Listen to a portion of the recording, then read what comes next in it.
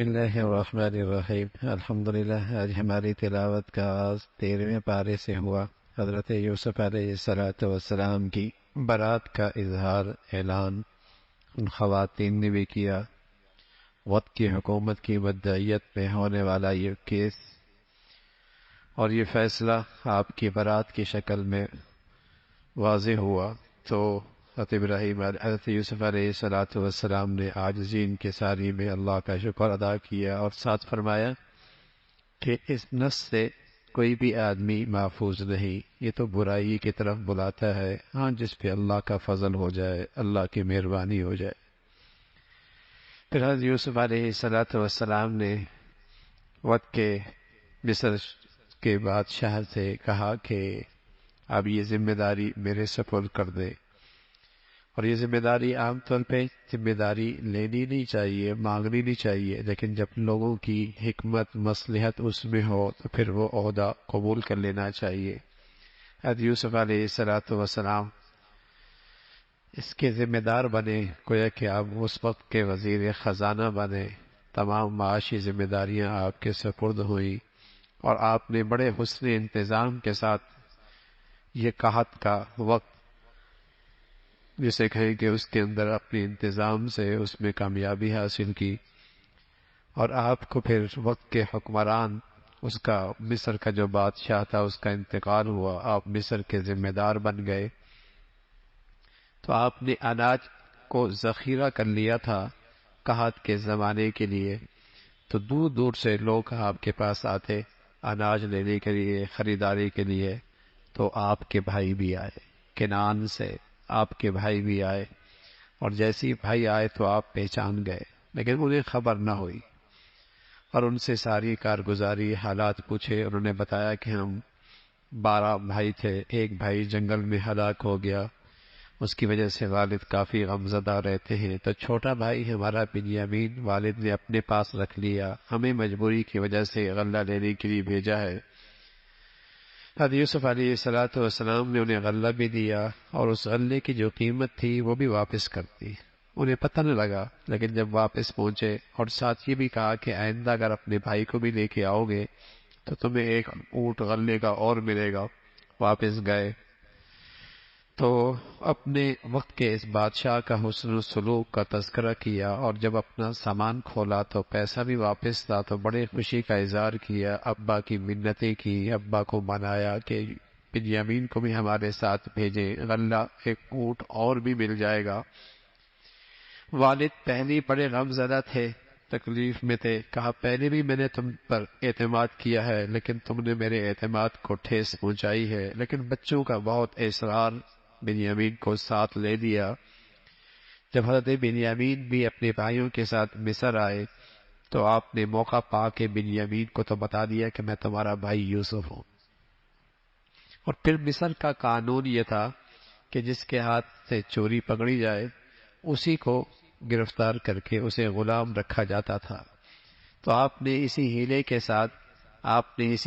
ساتھ اپنے بھائی کو، اپنے بنیامین کو اپنے پاس رکھوایا، اور ایک پین جس سے غلہ ناپا جاتا تھا وہ انہی کے سامان میں چھپا دیا، اور پھر برآمد بھی انہی کے سامان سے ہوا، تو بنیامین وہیں ٹھہر گئے، اور یہ بھائی واپس جب چلے گئے اور واپس جا کر باپ سے کہہ دیا کہ آپ کے بچے نے یہ غلطی کی ہے، اور وہاں جو لوگ موجود تھے وہ بھی اس پر گواہ ہیں، حضرت یعقوب علیہ السلام نے معاملہ اللہ کے سپرد رکھا، لیکن وہی غم، وہی تکلیف حضرت یوسف علیہ السلام کا تذکرہ والد بہت کیا کرتے تھے، اور لوگ کہتے تھے آپ تو اتنا تذکرہ کرتے ہیں کہ آپ ہلاکی ہو جائیں گے، اور رو رو کر آنکھوں کی بینائی بھی حضرت یعقوب علیہ السلام کی ختم ہو گئی تھی۔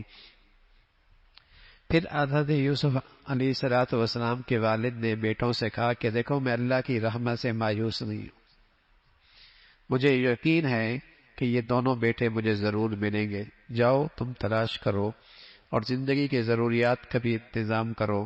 پھر یہ بھائی مصر آئے، اور مصر آ کر پھر وقت کے اس بادشاہ سے جو حضرت یوسف علیہ السلام تھے ان کے سامنے تقاضا رکھا، اور اپنی مجبوری کا اظہار بھی کیا۔ اب یوسف علیہ السلام نے فرمایا کہ تمہیں پتہ ہے تم نے یوسف کے ساتھ کیا زیادتی، کیا ناانصافی، کیا ظلم کیا تھا؟ تو وہ ایک دم چونک گئے، یوسف کا تذکرہ ان کی زبان پر کیسے؟ تو انہوں نے نظریں اٹھا کر دیکھا تو کہنے لگے انت یوسف، یوسف آپ ہی ہیں؟ حضرت یوسف علیہ السلام نے فرمایا ہاں آنا یوسف، میں ہی یوسف ہوں، لیکن آپ کے پاس نبوت بھی تھی اور نبوت کا تحمل اور برداشت بھی تھا۔ جب بھائیوں کو پتہ لگا کہ یہ تو یوسف ہیں، گھبرا گئے، پریشان بھی ہو گئے، لیکن فوراً کہہ دیا کہ میں نے تمہیں معاف کر دیا، آج تم سے کوئی بدلہ نہیں لیا جائے گا اور میں نے تمہیں معاف کر دیا۔ بھائیوں کو بھی اپنے قصور کا احساس ہوا، اعتراف کیا، انہوں نے بھی معافی چاہی۔ حضرت یوسف علیہ السلام نے انہیں معاف کر دیا اور کہا جاؤ والد کو لے کے آؤ اور میری یہ قمیض لے کے جاؤ۔ یہ قمیض کیا تھا؟ ایک معجزہ تھا، فرمایا ابا کی آنکھوں پہ رکھو گے تو بینائی واپس آ جائے گی۔ ابھی قمیض مصر سے چلی ہی تھی کہ حضرت یعقوب علیہ السلام اپنے پاس بیٹھنے والوں سے فرمانے لگے کہ مجھے یوسف کی خوشبو آ رہی ہے۔ اللہ کی شان ہے، کنعان کے اندر کنویں کے اندر ہیں تو بیٹے کا کوئی نہیں پتہ چلا، اور اب مصر کے اندر ہیں، وہاں سے قمیض چلی تو خوشبو آنے لگی۔ اللہ کی مرضی ہے، جو چاہے کر سکتا ہے، اللہ کی قدرت ہے۔ کنعان اسی شہر کا جنگل ہے اور وہاں پر یوسف موجود ہے، باپ کو کوئی نہیں پتہ لگا، لیکن جب اللہ بتانے پہ آئے تو مصر سے ابھی قمیض چلی تو حضرت یعقوب علیہ السلام کو خوشبو آنے لگی۔ ادھر قافلہ بھی پہنچ گیا اور وہ آنکھوں پر رکھی قمیض تو بینائی واپس آ گئی، اور پھر یہ والدین اور یہ سارے بھائی حضرت یوسف علیہ السلام کے پاس آئے اور جیسی دربار میں حاضر ہوئے تو سجدہ تعظیمی بجا لایا۔ وہ خواب کی تعبیر سر کی آنکھوں سے نظر آ گئی کہ سورج چاند سجدہ کر رہے، 11 ستارے سجدہ کر رہے، یہ سجدہ تعظیمی تھا۔ ہماری شریعت محمد رسول اللہ کی جو آخری شریعت ہے، یہ قیامت تک کے لیے ہے۔ ان تمام راستوں کو بھی بند کر دیا گیا اور حرام قرار دیا گیا جن راستوں سے شرک آ سکتا ہے۔ عبادت کا سجدہ تو تمام شریعتوں میں حرام رہا ہے اور حرام ہے، تعظیم کا سجدہ بھی ہماری شریعت میں حرام ہے۔ تعظیم کا سجدہ بھی ہماری شریعت میں حرام ہے۔ ہمارے ہاں مصافحہ ہے، ہمارے ہاں سلام ہے، وہاں یہ تعظیم کا سجدہ تھا، تو یہ اس کی تعبیر ان کے سامنے آئی، اور حضرت یعقوب علیہ السلام نے بھی اپنے بیٹوں کو قصور معاف فرما دیا۔ یوسف علیہ السلام اللہ کے سامنے شکر کے کلمات کے ساتھ اپنے دل کے جذبات کا اظہار کرتے ہیں۔ اللہ تیری نعمتوں کی حد کوئی نہیں، اتنے بڑے احسانات کیے، تو نے میری زندگی کنویں سے بچائی، جیل میں رہا، اور پھر آج آپ نے مجھے یہ عزت بخشی ہے، اور آپ ہی میرے کارساز ہیں دنیا آخرت میں، اور دعا کی، درخواست کی، اللہ اسلام پہ زندگی دینا اور اسلام پہ خاتمہ فرما۔ حضرت یوسف علیہ السلام اللہ سے اتنی ساری ڈھیر ساری نعمتیں ہیں، لیکن سبحان اللہ، نعمتیں اللہ کی نعمتیں ہی رہیں زندگی میں تو آدمی کے اندر عاجزی بڑھتی ہے، عاجزی کے اندر عاجزی بڑھتی ہے، شکر بڑھتا ہے، اللہ کی طرف رجوع بڑھتا ہے۔ تو حضرت یوسف علیہ السلام نے ان نعمتوں میں اسی جذبات کا اظہار کیا۔ تو یہ ایک پورا واقعہ تھا حضرت یوسف علیہ السلام کا، جو اللہ کے نبی نے اس وقت لوگوں کو سنایا، اور یہ خود آپ کی نبوت کی دلیل تھی، اس لیے کہ ان تاریخی واقعات کے موقع پہ آپ تو موجود نہیں تھے، اللہ نے آپ کو وحی کے ذریعے یہ سارے واقعات بتائے۔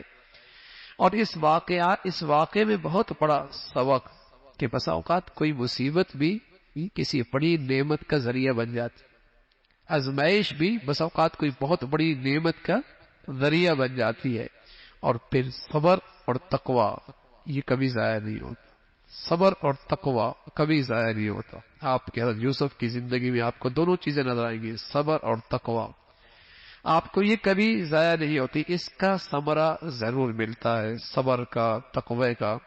اور پھر کس طریقے سے سبق ملا کہ بھائیوں میں بھی اگر حسد پیدا ہو جائے تو بڑے افسوسناک واقعات پیش آ جاتے ہیں، اس کا تذکرہ فرمایا۔ اور پھر کس طرح مرد عورت کی خلوت آدمی کو فتنوں میں مبتلا کر دیتی ہے. زلیخا کو خلوت نہ ملتی، تنہائی نہ ملتی تو اس برائی کا منصوبہ بندی بھی نہ کرتی، اس برائی کی منصوبہ بندی بھی نہ کرتی اگر خلوت نہ ملتی. اس لیے ہماری شریعت میں فرمایا مرد کا اجنبی عورت کے ساتھ خلوت اور تنہائی حرام ہے، حرام.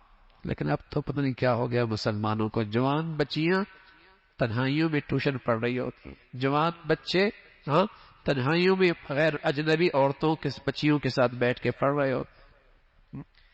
حضور علیہ الصلوۃ والسلام مرد عورت کی تنہائی میں اگر دونوں ہیں تیسرا شیطان ہو، تیسرا شیطان ہو، تیسرا شیطان ہو. تو ہماری شریعت میں مرد کا عورت کا خلوت اور تنہائی اجنبی مرد اجنبی عورت کے ساتھ حرام ہے، حرام ہے. اور یہ حرام کہنا اللہ کی طرف سے ہے اور انسانیت کی اس میں مصلحت ہے، معاشرے اور سوسائٹی کی اس میں پاکیزگی اور طہارت ہے. لیکن جب اللہ کے ان حدود سے تجاوز کریں گے تو جو تباہی آئی ہوئی ہے وہ ہم دیکھ رہے ہیں، جو تباہی آئی چکی ہے وہ نظر بھی آ رہی ہے. اللہ کی حدود کا جب خیال نہیں رکھا جاتا تو پھر بربادیاں بھی آتی ہیں، پھر رسوائی بھی ہوتی ہے اور پھر ذلت بھی ہوتی ہے. وہ نقشے سارے معاشرے کے اندر اس وقت نظر آتے آ رہے ہیں. تو یہ سارے اس واقعے کے اندر یہ سارے سبق اور یہ سارے نصائح موجود ہیں. پھر تذکرہ فرمایا آپ علیہ الصلوۃ والسلام کو، تذکرہ فرمایا کہ آپ لوگوں کو اللہ کی طرف اچھے طریقے سے بلاتے رہیں. اور ہر رسول دنیا میں آیا اور اس پر نہ ماننے والے بھی اس کے مقابلے میں آئے. بس اوقات تو پیغمبروں پر اتنی بڑی آزمائشیں آئیں کہ وہ کیفیت میں آ گئے کہ اللہ کی مدد کب آئے گی، اللہ کی مدد کب آئے گی. انبیاء کے واقعات میں بڑا سبق ہے، بڑی نصیحت ہے، بڑی تسلی ہے، اس کا تذکرہ فرمایا. پھر سورہ رعد ہے، اللہ کی عظمت کا تذکرہ، توحید کا تذکرہ، زمین و آسمان کا یہ سارا نظام اور قدرت کے سارے شہکار کس طریقے سے زمین کے اندر سے اللہ مختلف نباتات پیدا کرتے ہیں، اس کی قدرت ہے. پھر مرنے کے بعد زندگی ہے. وہ کہتے تھے میڈیاں ہو جائیں گے، بوسیدہ ہو جائیں گے، پھر زندگی کیسی ہوگی؟ فرمایا جو اللہ رب العزت انسان کو پانی سے نطفے سے بناتا ہے اور ماں کے رحم میں جانتا ہے اور اللہ ہی جانتا ہے کہ بچہ ہے بچی ہے، اور اس قدرت کے اندر اللہ رب العزت اس کے سارے نقش و نگار اس اندھیرے کے اندر بناتے ہیں. یہ اللہ ہی قدرت ہے. اس کے لیے دوبارہ مارنے کے بعد زندہ کرنا کیا مشکل ہے. نفع نقصان کا مالک اللہ ہے. بتایا باطل بسا اوقات ابھرتا ہوا نظر آتا ہے لیکن وہ مٹ جایا کرتا ہے. حق سچ اگر ہو، حق سچ ہو تو غالب وہی ہوا کرتا ہے. لیکن آج باطل نے اہل حق کی اچھائیاں اختیار کر لی اور بدقسمتی سے اہل حق نے باطل کی گندگی اختیار کی. ورنہ باطل باطل پہ چلتا، ابھرتا ہوا نظر آتا، مٹ جاتا، اور حق والے حق پر ہوتے ضرور غالب آ جاتے. لیکن کیا کریں، باطل نے کچھ ہماری اچھائیاں اختیار کر لی اور ہم نے ان کی گندگیاں اٹھا لی، ہم نے ان کی گندگیاں اٹھا لی. پھر فرمایا عقل مند لوگ کون لوگ ہیں؟ جو اللہ کا عہد پورا کرتے ہیں اور اللہ کے وعدوں کو پورا کرتے ہیں، جن رشتوں کو اللہ نے جوڑنے کا حکم دیا ہے ان رشتوں کو جوڑتے ہیں. اس کا تذکرہ فرمایا اللہ سے ڈرتے ہیں، نماز قائم کرتے ہیں، اللہ کا دیا ہوا مال خرچ کرتے ہیں، برائی کا بدلہ اچھائی سے دیتے ہیں. یہ عقل مند لوگوں کی صفات ہیں. اور اللہ کے جن سے ناراض ہیں ان کی کیا عادات ہیں؟ وہ عہد توڑ دیتے ہیں.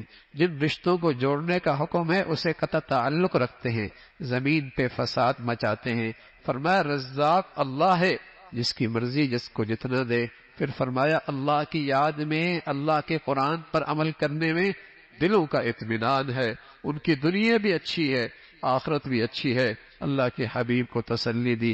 اس سے پہلے بھی رسول آئے اور لوگوں نے ان کے ساتھ مذاق کیا، لیکن اللہ نے اہل تقوی کے لیے جنت رکھی ہے اور جنت کی نعمتیں رکھی ہیں. اس کا تذکرہ ہر پیغمبر دنیا میں آیا وہ بشر رہا ہے، اس کے بال بچے بھی رہے ہیں.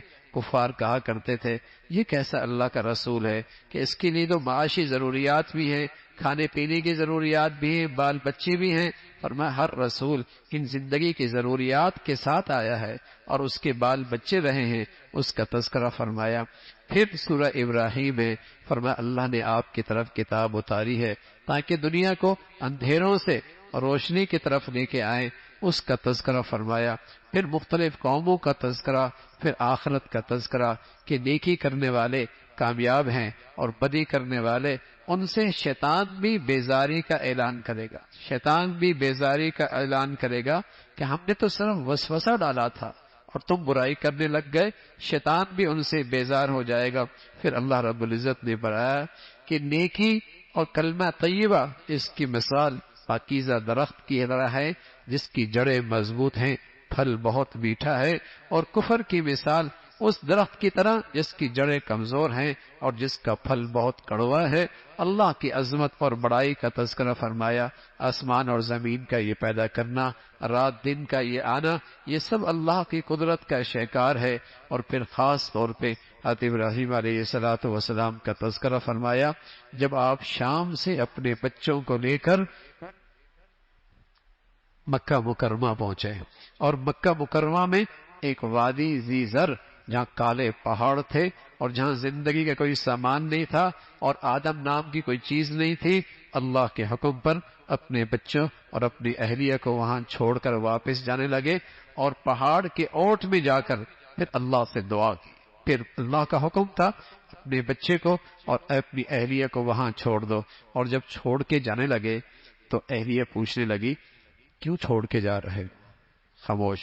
پھر پوچھا کیوں چھوڑ کے جا رہا ہے؟ پھر خاموش۔ جواب کا حکم تھا خاموش رہنا۔ اس خاتون نے کہا اللہ امرک، یہاں چھوڑنے کا حکم تمہیں اللہ نے دیا ہے؟ تو حضرت ابراہیم علیہ السلام نے ہاں میں سر ہلایا۔ جیسے ہی ہاں میں سر ہلایا تو وہ خاتون فوراً کہنے لگی اذا لا یضیعنی، اگر اللہ کا حکم ہے نا اللہ ہمیں ضائع نہیں کرے۔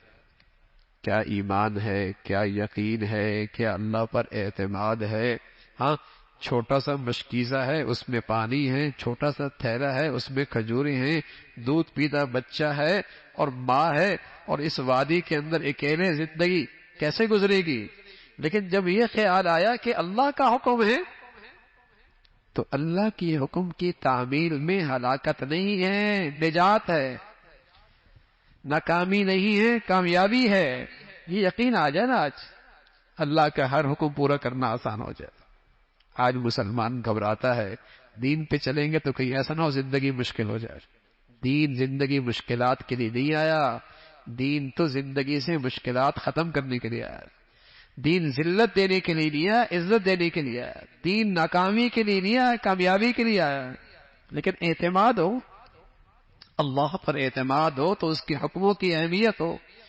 تو وہ خاتون کہنے لگی اذا لا یضیعنی، اللہ ہمیں ضائع نہیں کرے۔ اور پھر دنیا نے دیکھا اس خاتون کا اللہ کی ذات پہ یقین اور اعتماد کہ اللہ نے وہاں ایسا پانی جاری فرمایا، ایسا پانی جاری فرمایا کہ ساری دنیا وہاں سے پانی لے رہی، پانی ختم ہی نہیں ہو رہا۔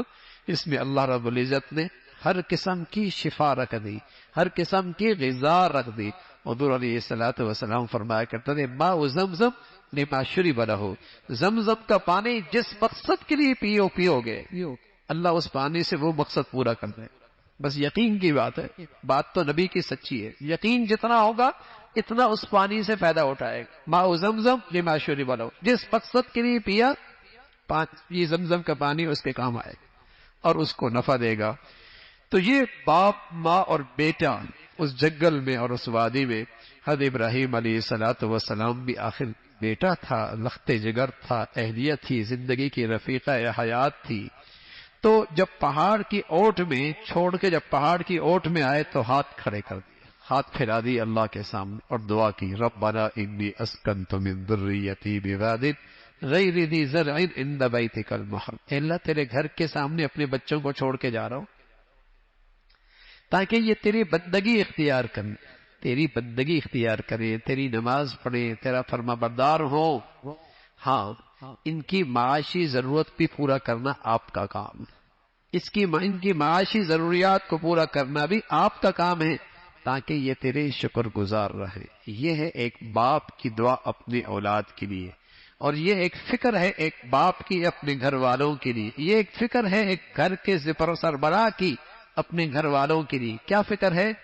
پہلے اللہ کی بندگی، بعد میں معیشت۔ لیکن آج مسلمان پہلے معیشت بعد میں بندگی، بلکہ بندگی کسی فہرست میں ہے ہی نہیں۔ بندگی اور فرما برداری آج فہرست میں ہے ہی نہیں، بس معاش معاش معاش، معیشت معیشت۔ ایک گھر کا سربراہ، ایک والد، ایک گھر کا بڑا، اس کی ذمہ داری اولاد کے لیے، گھر والوں کے لیے پہلی کیا ہے؟ اللہ کی بندگی۔ پھر دوسری فکر ہے ہاں کہ اللہ ان کے معاش کا بھی انتظام فرما دے۔ یہ ہے نبی کی دعا۔ نبی کی دعا نصیحت ہوتی ہے، نبی کی دعا انسانیت کے لیے پیغام ہوتا ہے کہ تم بھی اپنی زندگی کی ترجیحات یہ رکھو، تم بھی اپنی زندگی کی ترجیحات یہ رکھو اپنی اولاد کے لیے، اپنے گھر والوں کے لیے، پہلے ان کی اللہ کی فرما برداری کی فکر کرو، اللہ کی بندگی کی فکر کرو، ہاں پھر معاش اور معیشت کی بھی فکر کرو۔ اس کا تذکرہ فرمایا۔ ابراہیم علیہ الصلوۃ والسلام کی دعائیں ہیں، اپنے لیے کی اور تمام ایمان والوں کے لیے کی۔ پھر اللہ رب العزت نے فرمایا کہ دنیا میں میرے نافرمان بھی ہیں اور ظالم بھی ہیں، لیکن یہ نہ خیال کرے کہ اللہ رب العزت ان سے غافل ہیں، سب اللہ دیکھ رہا ہے، لیکن اللہ انہیں ڈھیل دیتا ہے، پکڑیں گے، اللہ پکڑیں گے۔ اللہ کا وعدہ، اللہ اپنے وعدے کے خلاف نہیں، قیامت آئے گی اور قیامت کا وہ منظر، مجرم کی سزا اور اس وہاں کی جسے کہیں گے تکالیف، اس کا تذکرہ فرمایا۔ فرمایا وہ دن آنے والا ہے اور جلد حساب ہونے والا ہے۔ اللہ رب العزت ایمان اور ایمان کی زندگی اور اس میں خاتمہ نصیب فرمائے۔